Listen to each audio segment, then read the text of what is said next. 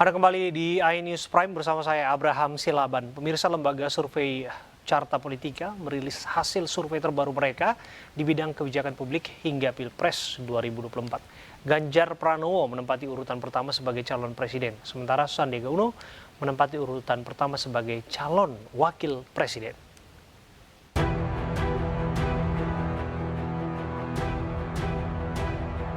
Lembaga survei Carta Politika merilis hasil survei terbaru mereka di bidang kebijakan publik hingga Pilpres 2024. Dalam simulasi 3 nama, Ganjar Pranowo menempati urutan pertama sebagai calon presiden dengan 38,2%. Di urutan kedua ada Prabowo Subianto dengan 31,1%.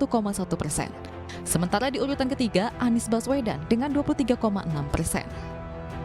Dalam tren simulasi 3 nama, Carta Politika menyatakan elektabilitas Ganjar Pranowo meningkat setelah sempat mengalami penurunan pada April lalu. Sementara Prabowo Subianto dan Anies Baswedan cenderung mengalami penurunan. Sementara itu, elektabilitas mantan politikus Gerindra Sandiaga Salahuddin Uno menempati posisi teratas dalam kategori Cawapres. Dalam simulasi 9 nama kandidat Cawapres, Sandiaga Uno memperoleh sebanyak 19,8% suara. Posisi kedua Ridwan Kamil dengan 18,4%. Dan posisi ketiga ada Mahfud MD dengan 15,2%. Tim Liputan iNews melaporkan. Untuk membahas lebih dalam terkait hasil survei terbaru dari lembaga survei Carta Politika terkait Pilpres 2024, kita sudah bergabung bersama dengan Yunarto Wijaya, Direktur Eksekutif Carta Politika. Selamat malam, Mas Toto. Selamat malam, Mas Abraham. Ya, Mas Toto, kalau kita lihat hasil survei, kita menarik kalau mencermati Ganjar Pranowo yang namanya melejit ya. Apa kira-kira faktor yang membuat nama Ganjar begitu melejit? Ya, sebetulnya menarik membaca trennya ya. Kalau kita coba lihat tren saya sertakan misalnya dari tahun 2021, terutama di 3 survei terakhir, survei Februari, survei bulan April, dan yang terakhir adalah survei tanggal 2 sampai 7 Mei. Kalau kita lihat sebenarnya pertama ada penurunan dibandingkan dengan survei-survei sebelum ketika bulan April. Dan kalau kita coba lihat ada momen besar apa, memang ada momen isu terkait dengan Piala Dunia U20. Kita tahu sempat menimbulkan pro dan kontra. Lalu kemudian yang menarik adalah ketika kita coba melakukan survei kembali di awal Mei, sudah terjadi perubahan yang signifikan. Kalau kita lihat dari angka 31% di bulan April yang berhasil disalip oleh Pak Prabowo di angka 33%, lalu kemudian sekarang berbalik mencapai angka 38,2%. Yang menarik adalah angka ini bahkan melebihi angka dari yang didapatkan Ganjar ketika belum terkena isu pro dan kontra terkait keberadaan Israel di Piala Dunia U20. Dan yang menarik juga adalah suara Pak Prabowo ternyata juga tidak turun signifikan. Artinya tidak bisa kita katakan bahwa seluruh kenaikan dari suara Mas Ganjar di bulan Mei itu didapatkan dari suara Pak Prabowo secara keseluruhannya. Yang menarik kan kemudian bagaimana kita menerka. Lalu Pak Prabowo naik, turun sedikit, tetapi tetap lebih tinggi dibandingkan dengan masa-masa survei sebelum.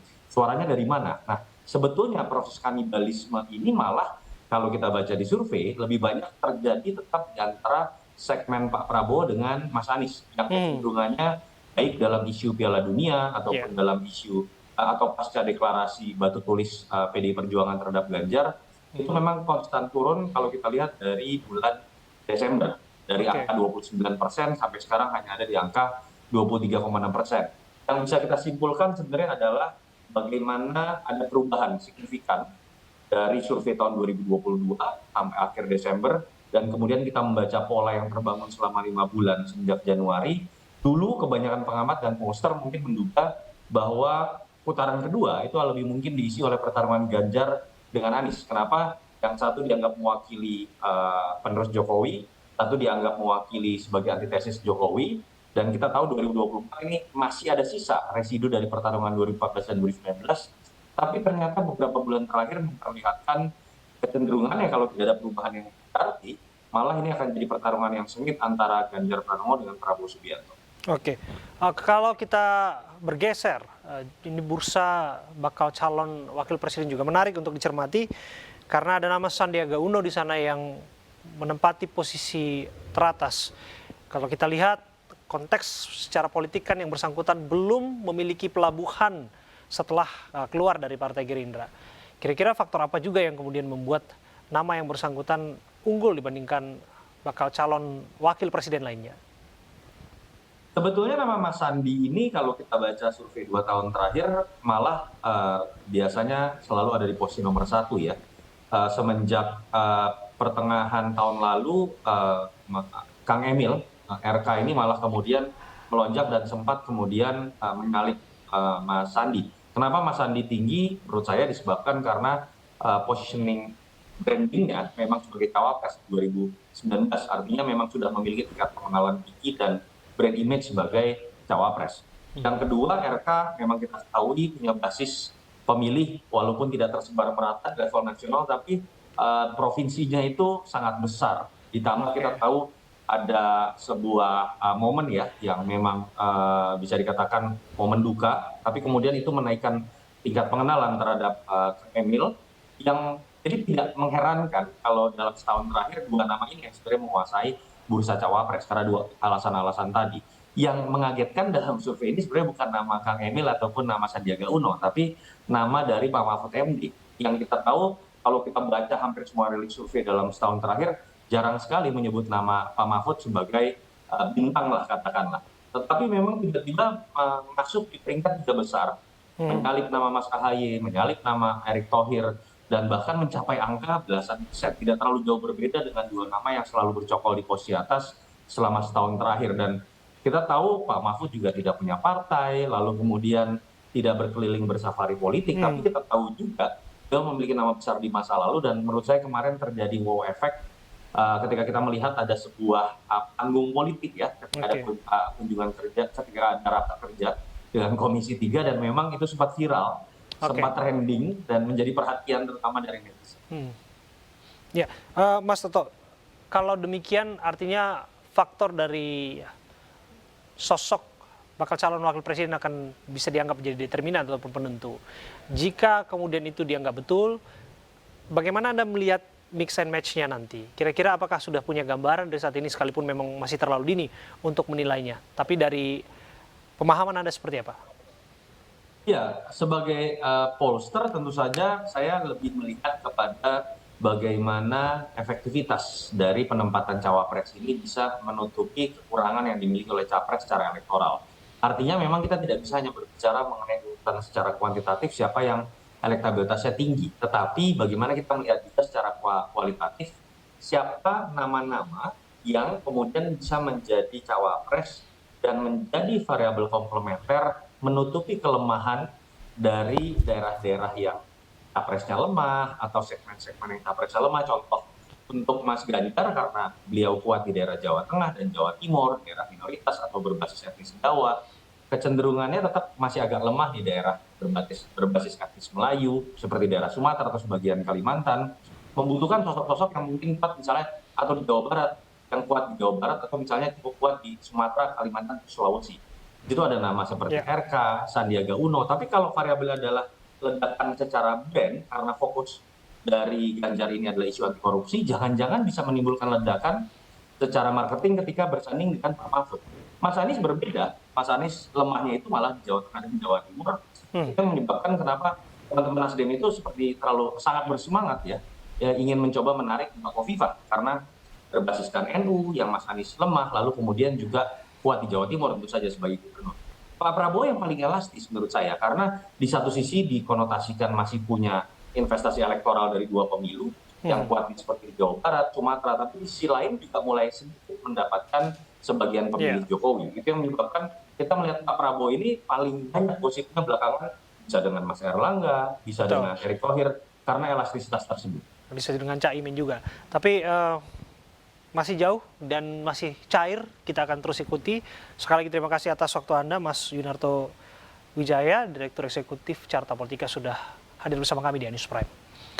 Mirsa, kita beralih ke informasi selanjutnya. Jokowi menerima rekomendasi hasil Capres dan Cawapres, hasil voting 67.000 relawan pendukung Jokowi di Musyawarah Rakyat Indonesia atau Musra di Istora Senayan, Jakarta. Partai Perindo menilai pidato yang disampaikan Jokowi pada saat itu memberikan inspirasi dan semangat kepada masyarakat.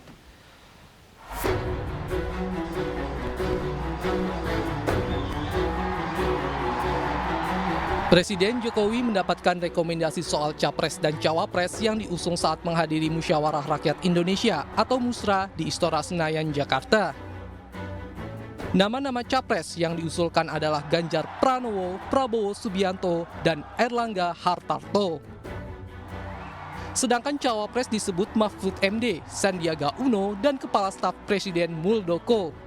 Ini harus kita berikan waktu kepada partai atau gabungan partai untuk menyelesaikan urusan capres dan cawapresnya seperti apa.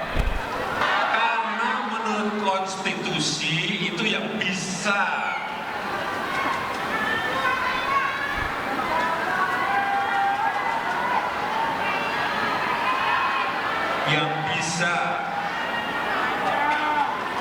mencalonkan itu adalah partai atau gabungan partai. Betul? Sehingga itu bagian saya untuk memberikan bisikan kuat kepada partai-partai yang sekarang ini juga koalisinya belum selesai. Di sisi lain, Partai Perindo menilai pidato Jokowi memberikan inspirasi dan semangat kepada masyarakat, khususnya dalam aktivitas kenegaraan, kebangsaan, dan kemasyarakatan di Indonesia. Saya pikir itu pidato yang cukup fenomenal ya, pidato yang betul-betul memberikan satu inspirasi dan juga satu semangat kepada siapapun tentunya yang nanti akan menjadi pemimpin bangsa ini. Ada dua hal penting dari beberapa hal yang disampaikan oleh Pak Jokowi dalam pidatonya. Yang pertama adalah bahwa pemimpin itu harus berani. Ini menjadi hal yang sangat esensi di dalam aktivitas kenegaraan, kebangsaan, kemasyarakatan yang ada di Indonesia ini, yaitu pemimpin yang betul-betul harus berani. Ini menjadi catatan penting lah buat pemimpin-pemimpin nantinya yang nanti akan berkontestasi dalam proses pemilu 2024. Dalam acara tersebut, Jokowi juga mengingatkan ke para relawan agar memilih serta melihat pemimpin yang berani membela rakyat dan mempentingkan kepentingan rakyat. Dari Jakarta, tim liputan iNews melaporkan. Menteri BUMN Erick Thohir tak ambil pusing namanya tak diusulkan dalam hasil musra. Erick yang juga Ketua Umum PSSI memilih untuk fokus mengawal timnas yang akan berlaga kontra Thailand di Kamboja. Oh iya, kalau melihat kemarin kan ada apa katanya ada survei, ada musik, saya terus terang nggak ngikutin. Ya, saya lagi fokus mengawal tim nasional Indonesia, tim sepak bola Indonesia yang tentu ini bagian jadi penting penugasan yang kita harus benar-benar fokus gitu. Jadi saya belum ngikutin yang lain. Saya nggak mau komen, saya rasa banyak figur-figur yang bagus di Indonesia, mereka punya elektabilitas, punya hak. Yang pasti saya fokus di sini aja. Kita fokus untuk ngibarin bendera merah putih, kita kawal para atlet yang sedang berjuang, ini pahlawan-pahlawan bangsa. Dan saya dengar juga Pak Menpora besok akan hadir. Pak Menko hari ini izin pulang. Ya inilah ya para pemimpin yang di sini yang sebenarnya yang awal gitu.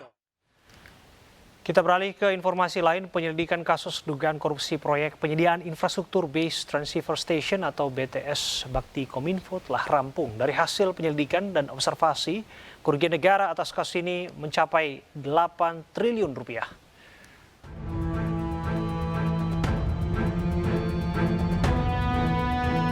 Kejaksaan Agung melalui perhitungan Badan Pengawasan Keuangan dan Pembangunan atau BPKP menyampaikan total kerugian negara atas kasus BTS 4G Kominfo mencapai 8,32 triliun rupiah. Angka ini diperoleh dari perhitungan 3 biaya kegiatan yakni penyusunan kajian pendukung, markup harga, dan pembayaran BTS yang belum terbangun. Perhitungan ini juga melibatkan sistem analisis, klarifikasi hingga observasi fisik dari sejumlah ahli. Adapun 5 orang telah ditetapkan sebagai tersangka dalam kasus ini. Di antaranya AAL, Direktur Utama Bakti Kemenkominfo, GMS, Direktur Utama PT Mora Telematika Indonesia, YS, Tenaga Ahli Human Development Universitas Indonesia tahun 2020, MA, Account Director PT Huawei Tech Investment, dan Komisaris Holitek Media Synergy berinisial IH. Terdapat kerugian keuangan negara sebesar 8 triliun 32 miliar 84 juta 133 795. Kerugian keuangan negara tersebut terdiri dari 3 hal: biaya untuk kegiatan penyusunan kajian pendukung, markup harga, dan pembayaran BTS yang belum terbangun.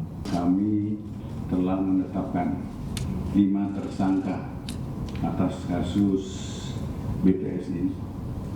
Yang pertama adalah AAL, kemudian DMS, DS, MA, dan IH. Kasus korupsi BTS Bakti Kominfo bermula dalam rangka memberikan pelayanan digital 4.200 site BTS yang berujung pada rekayasa dan pengadaan hingga harus dibayar negara. Dari Jakarta, Esra Ambarita, Abdul Rosyid, dan Ade Ahmad, iNews melaporkan. Indonesia terus mempererat hubungan bilateral dengan sejumlah negara, khususnya di bidang pertahanan, dengan mengirim perwira TNI untuk mendapat pendidikan dan pelatihan ilmu pertahanan di luar negeri. Hal tersebut diungkap Prabowo saat menerima kunjungan KSAD Amerika Serikat James C. McAfee di Kementerian Pertahanan.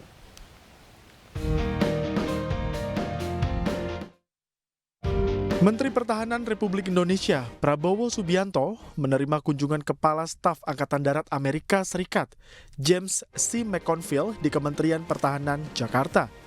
Kunjungan ini untuk melanjutkan hubungan kerjasama terutama dalam bidang pendidikan, pelatihan, dan pertukaran personel. Saat ini sejumlah kadet-kadet Indonesia sedang menjalani pendidikan militer di Amerika Serikat, yakni di West Point, Akademi Angkatan Laut di Annapolis, dan Akademi Angkatan Udara di Colorado Springs. Hubungan kita dengan tentara Amerika Serikat selama ini berjalan dengan sangat baik, kerjasamanya sudah puluhan tahun, dan kita sepakat untuk melanjutkan hubungan yang sudah baik ini. Ini sesuatu terobosan, pertama kali dalam sejarah kita punya kadet-kadet kita diterima di akademi-akademi di Amerika Serikat. Kerjasama dalam pendidikan militer sebagai upaya untuk meningkatkan kemampuan profesionalisme para prajurit serta kemampuan dalam berbagai teori dan praktek ilmu pertahanan. Tim Liputan iNews melaporkan. Pemirsa, Polda Bali mengungkap praktek aborsi ilegal di kawasan Padang Luih, Dalung Bandung, Bali. Pelaku merupakan seorang dokter gigi. Informasinya saat lagi untuk Anda.